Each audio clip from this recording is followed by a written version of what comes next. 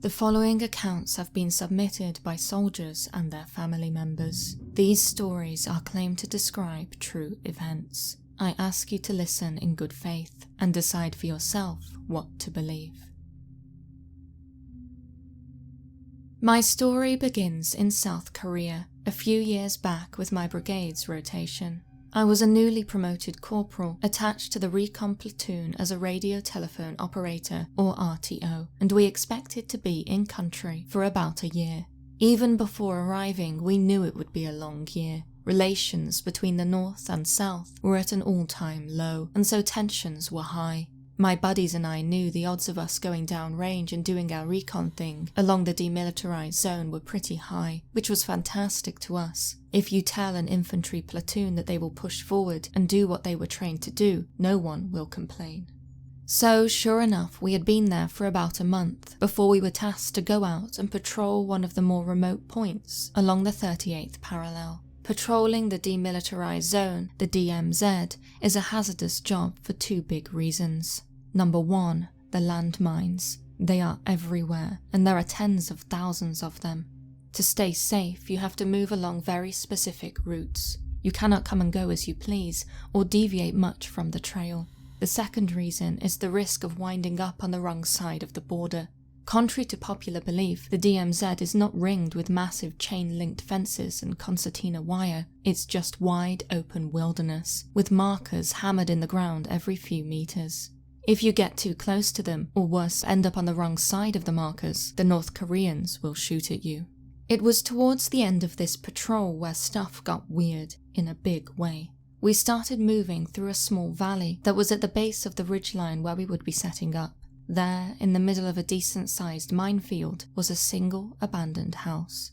I will never forget how it looked. The place was run down, with the roof caved in. There was no way someone could have been living there, even without the mines around. And yet, the area had this weird vibe about it, like something was watching us from the ruins of the house. I would say it was almost claustrophobic in that valley, and we were all feeling it. Needless to say, we picked up the pace so we could make the ridgeline by nightfall. It was a pretty steep mountain, and we set up our positions just below the crest, facing back in towards the valley, with a handful of observation spots set up along the ridge facing to the north. Even so, we still couldn't shake that weird feeling of someone having eyes on us, to the point where I was not worried about watching the perimeter with the north. I was more concerned about watching down into the valley behind us. I was sharing a position with two guys, a sniper named Morrison and a Republic of Korea Army RTO named Kim. Both felt the same way. It was just downright unsettling, since we could still see a little bit of the house down below us. It was almost like we were being compelled to keep watching it, almost as though if you looked away, even for a moment, you might miss something move in the house. Almost immediately, weird stuff began to happen. I was getting an unusual amount of interference on all of my radios, and Kim was having the same issues. Even after troubleshooting, the radios were still freaking out. Our platoon leader's GPS was acting all types of crazy as well. Morrison's little data computer, the sort that snipers use, acted up, so he switched to more analog equipment. Even some of our battery-powered optics began playing up, malfunctioning, and losing their power before kicking back on. But the technology going nuts was just the start of it. As the sun set, I remember thinking, this is going to be a freaking long 3 days. I could just feel it, and oh boy was it. We slept in shifts, one staying awake for 3 hours while the other two slept. Standard procedure. But on this ridgeline, I only got maybe 2 hours of sleep a night for the 3 days we were up there. When the sun went down, there was no sleeping. It was just too wild. We would hear things moving around and in our positions. We thought it was just animals, but every time we would scan around us with our night vision devices, nothing was there. On a ridge that was steep and not that wide, it would have been impossible for an animal to stomp loudly around just a few feet from you and then vanish without a single trace or sound. We also had guys constantly reporting hearing stuff like someone whispering their name, to the point where 2 or 3 times, guys would make their way over to our position and ask if we had been the ones calling them. Our platoon sergeant was getting so annoyed that he threatened to Article 15 the entire platoon. But of course, that did not stop it. I think he finally realized what was going on when we all moved into his position for a quick briefing on our next movement, when all 20-some-odd guys heard what sounded like a woman saying "Annyeong," a Korean slang word for hello. That was a real Scooby-Doo moment for all of us. The third night up there was when it got really interesting. Again, no one was sleeping much when around 3 a.m. I heard Morrison cry out. He had seen something and asked what it was loud enough to wake me and Kim. Almost immediately, we could see what he was looking at back down the mountain. 2 dull, glowing eyes, about 15 meters back down the slope, even without our night vision devices. When we looked at them through our NODs, they glowed bright, like animal eyes. The only issue was, with the amount of moonlight we had and how close they were to us, we should have been able to see the rest of the animal's body, but not with this. It was just 2 eyes and nothing else on the side of a mountain. So we started freaking out a little. What were we supposed to do? Do we tell someone? While we were trying to figure it out, we heard the hiss of a suppressed rifle shot, so immediately we all woke up and stood too, not sure what had happened. After a few moments, our platoon sergeant came by and told us what was going on. Apparently, the platoon leader, whose position was right next to ours, maybe 15 feet away, could also see whatever the heck was staring at us, so he told one of the other snipers in his position to take a pot shot at it, which he did.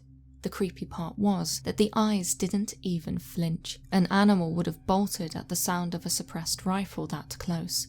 That thing simply hung out for a few moments more before it up and vanished. At that, our platoon sergeant told us to start packing our stuff and that we were to move out as soon as the sun broke. We wasted no time cramming our junk back into our rucksacks. We were more than ready to bounce.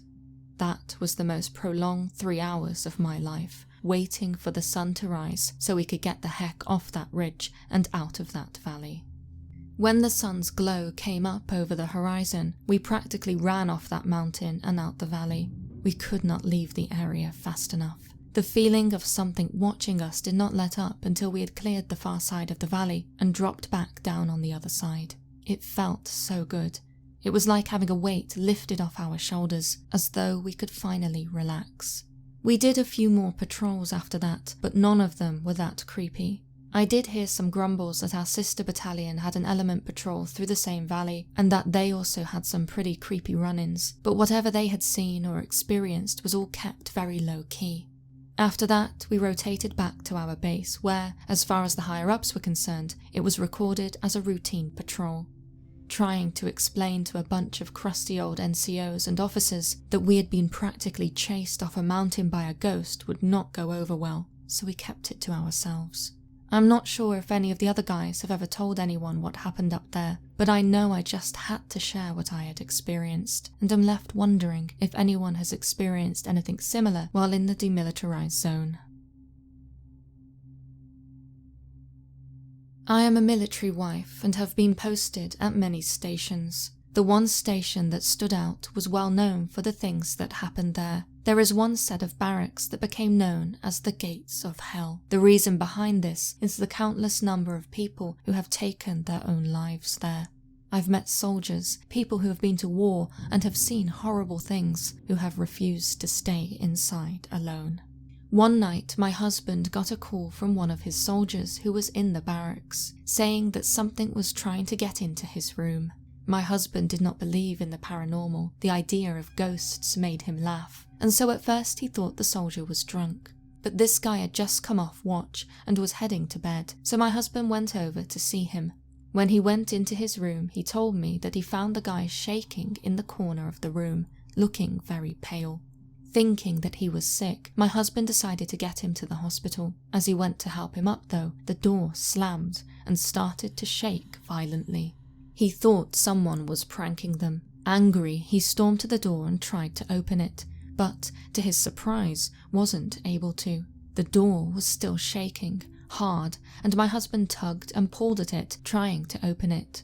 After several minutes, the door opened. He then left the room to go looking for the perpetrators, but the barracks were empty. On returning to the room, he found the guy sitting outside, with the door wide open. Moving quickly to get him to the hospital, he saw the door again slam hard.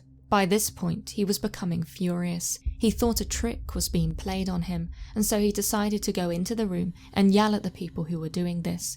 But, once again, he couldn't open the door. It was shaking and banging just as violently as before. Stepping back, my husband watched as it bounced and bounded in its frame until, as soon as it started, it stopped, and the door just clicked and opened. My husband then walked in, and the room was empty. You have to understand the room had no windows, and the air conditioning wasn't working, so a breeze or a similar disturbance couldn't have been the cause of the door slamming. He checked for any sort of rigging and opened all of the doors in the room, but there was nothing. By this point, he noticed how cool the room was. It was the middle of July, and the heat was unbearable outside. In the room, however, it was entirely different. Starting to get nervous, he decided to get out and get the guy to the hospital. After the guy was released, my husband brought him back to our home and left to go and investigate, determined to get to the bottom of what had happened. After my husband left us, I asked the guy what was going on. He told me that since he had moved in, small, strange things would happen. His keys would go missing and then turn up in places he knew he hadn't put them. Nightmares of being strangled, after which he would wake up, choking. Then, the smell of cigarettes, despite not being a smoker. The banging began as small taps, only for him to open the door and each time find the hall empty. Then, a week before that day, the banging and shaking became more violent. First he thought it was someone messing with the new guy, but after talking to the others, he found out that a soldier had died in that room just 6 months before. He had taken his own life. When I heard that, I just put it all down to an overactive imagination. Finding out you're in a dead man's room would be enough to spook anyone, but he found that out after the things began to happen, and so that couldn't have explained it. Finally, my husband came back, and I could see he was shaken up. He refused to talk about it in front of the soldier. I felt uneasy about letting the guy go back to this room, and so told him to stay with us for the night. Then, when I got a minute alone with my husband, he explained to me that he had found out about the death in the guy's room, only that many suspected he had not ended his own life and that it had been a cover-up. It was said that the guy who died had been having an affair with someone's wife, someone who happened to be in a position of power. I'm not sure the full extent of the rumours, and it could just be that, a rumour, but later I decided to do a bit of digging and found out that there had been 2 other deaths in that room, reported the same as the first, and all under weird circumstances. There were another 5 deaths in the barracks more generally, with no cause being stated. The soldier who was going through this ordeal ended up moving off post with his girlfriend, and nothing else was said about it. After I found out about all of the information, I asked my husband what had happened that day when he returned alone. He confessed that when he entered the soldier's room, all the doors started opening and slamming shut, and that there was yelling and screaming, and that the room turned ice cold. He also told me to leave whatever I had found out alone. Things happen when there is unwanted attention. So I stopped trying to dig any deeper, as if additional information being uncovered could put my family in danger. The day everything happened was the first and last time I have seen my husband so shaken up, to the point that he slammed down 3 glasses of whiskey in succession. Shortly after that day, we were reposted, and nothing crazy like that has ever happened since. My husband no longer laughs at the idea of ghosts. As for me, I think it was someone trying to get a message from beyond the grave. This is not easy for me to write, but after years of thinking about it, I believe it is time to tell this story. I am a member of the Canadian Forces, and as such we move a lot, and sometimes find it difficult to feel at home in a new community or base. In 2004, I was posted to a French language base in Quebec. Being an English-speaking family of 5, it was a culture shock to say the least. After 2 years in base housing, we decided to buy a home in the nearby town of Chicoutimi. We hoped it would expose us more to civilian culture and give us a break from military politics of base housing. We were very fortunate to meet a lovely lady who was selling her home to move into a retirement home. Her husband had passed, and she was hoping to sell and give her son some money for a house of his own. When we met for the first time with the real estate agent acting as a translator, as my French was still limited to work-related topics, she said she would give us a deal because her husband had built the house to raise their children, and seeing our children made her happy to pass it on to a family. The house was in a great shape, but needed some work as it was built in the late 60s. It was perfect for us, as it had room, land, and a beautiful view of the river. So we took it. After moving in, I was playing hide and seek with the kids and was hiding under my desk in what was to be my office once unpacked. It was a fun way for the kids to explore their new home. I was sitting underneath the desk quietly, waiting to jump out as the kids passed, when I heard over my right shoulder someone say, "Qu'est-ce tu fais?" which translates to "What are you doing?" I flew out from my hiding place and out the room, running into the kids in the hallway. I was so startled the kids could tell something was wrong, but I played it off as me being silly. Over the next few days, I kept the office locked and had a hard time sleeping as I went over every possible explanation as to what had happened. A week later, I was home alone as my wife had gone on a school trip with the kids' school. I sat playing video games, like any mature father with no responsibility for the day would, and the entire time I couldn't shake the feeling of being watched. I could hear something beeping in the basement, a fully furnished basement with 2 bedrooms, and so went downstairs to find the smoke detector making a low beeping sound, but not a dead battery sound or the fire alarm, more like if someone stood there playing with the reset button over and over. I figured I should replace the battery just in case, and as I was on my stepladder, I could hear the same beeping sound upstairs. My fire alarms are not a fancy connected kind, as it's an old house. They are just the normal single alarms. So there was no reason for what I was doing in the basement to affect any other alarms elsewhere in the house. And yet, the alarm upstairs was beeping too. I told myself that it was a battery issue, even though they were different brands and the batteries were new. And so, even though I was creeped out by the events that happened, I was able to tell myself they all had rational explanations. Fast forward a couple of months, and everyone was sound asleep when I was woken up by a slight shaking of the bed. It was like a vibration, and so I woke my wife, who could feel it too. As soon as we got out of bed, we could no longer feel it, so it wasn't an earthquake or anything like that. Strangely, it seemed to be restricted to the bed. After that, we weren't able to get back to sleep, so we sat up in the kitchen. It was then that I told her about the voice in the office and the alarms going off. She was not impressed that I had kept it from her. Even as we sat talking though, discussing these strange things, we could both hear a scratching sound coming from the laundry room. We couldn't pinpoint the noise, and when we approached, it stopped. Perhaps we had mice living in the walls. Later, I called pest control and had them take a look, and of course, they found no indication of pests in the house. The noise couldn't be explained. A few nights later, the same thing happened, but this time as we left our shaking bed, the kids were also leaving theirs because of noises in their rooms. The next day, while my wife drove the kids to school, I had my coffee and decided to confront what I figured was a ghost.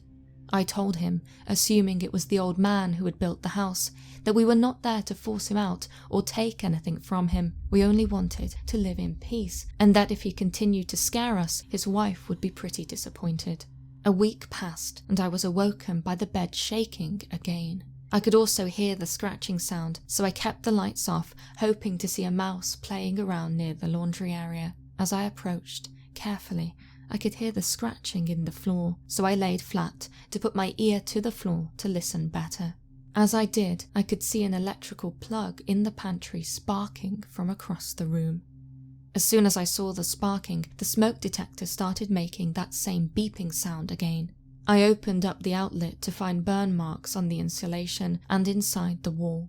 The next day, I called an electrician who confirmed the wiring was faulty and needed to be replaced as it had started little fires behind the wall. Multiple fires. He had no explanation as to why the house hadn't burned down the first time or any of the subsequent times. It looked like someone or something had kept stopping the fires as soon as they started. I truly believed the old man ghost saved our lives. He knew the wiring was dangerous and had been trying to get my attention the entire time. The scratching, the bed shaking, even speaking to me. And so, I had been wrong. He hadn't been trying to scare us at all. All I can say is thank you. My husband, Captain Gibran, was an officer in the Pakistan Army Special Services Group Commando Strike Unit. He was deployed near the Afghan border and was tasked with leading a mission to neutralize an enemy camp as part of the Zar-bi-Azab offensive.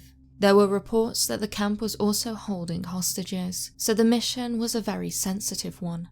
There was no room for errors. My husband led a team of 7 commandos, and the mission was to commence at 2:30 a.m. Once all the targets were identified, the team was in action. Everything went according to plan, except for one thing. Gibran took the task of rescuing the hostages, and in doing so managed to neutralize 3 enemies present in the room where the hostages were kept. While escorting the hostages to the exit vehicle, he was shot in the neck. Gibran was airlifted to the nearest combined military hospital located in Peshawar. There, he passed away. And so the mission was a success, and the hostages were saved, at the cost of my husband's life. When we found out we had lost him, we were all in shock. The whole family was gripped by sorrow. Gibran was buried as per Islamic law with full military honour.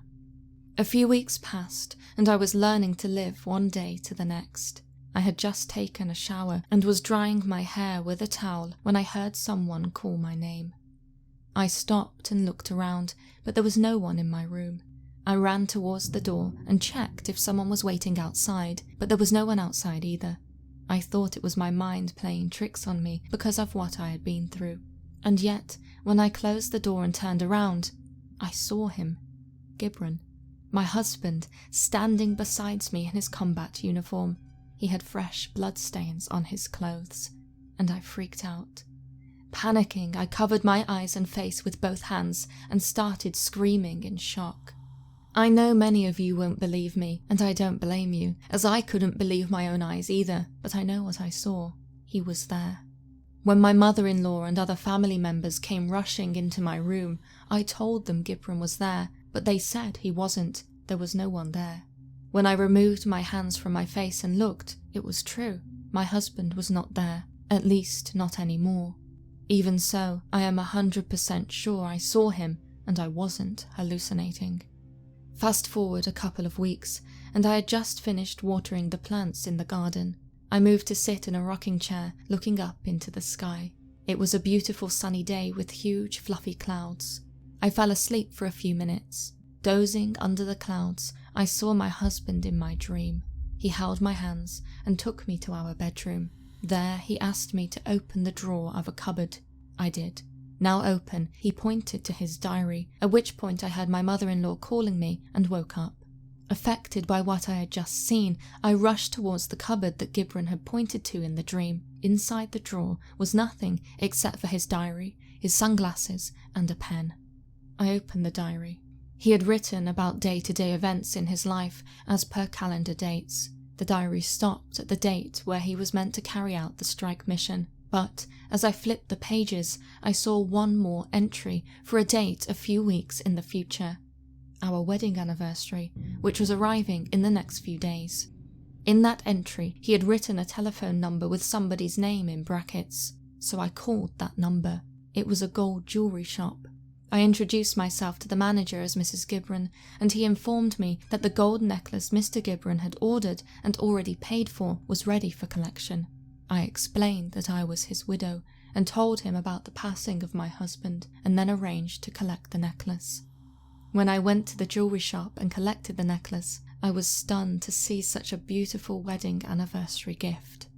One last surprise from a martyr. After that, I never again saw or felt the presence of my husband, and I think all he wanted was to let me know how much he loved me. Thank you so much for listening, and an extra thank you to the story owners for sharing their experiences. If you have an experience which you would like me to narrate in a future episode, please visit paranormalscholar.com and get in touch using our contact forms. And if you enjoyed this video and cannot wait until the next one, why not check out the one suggested on screen now? Until next time.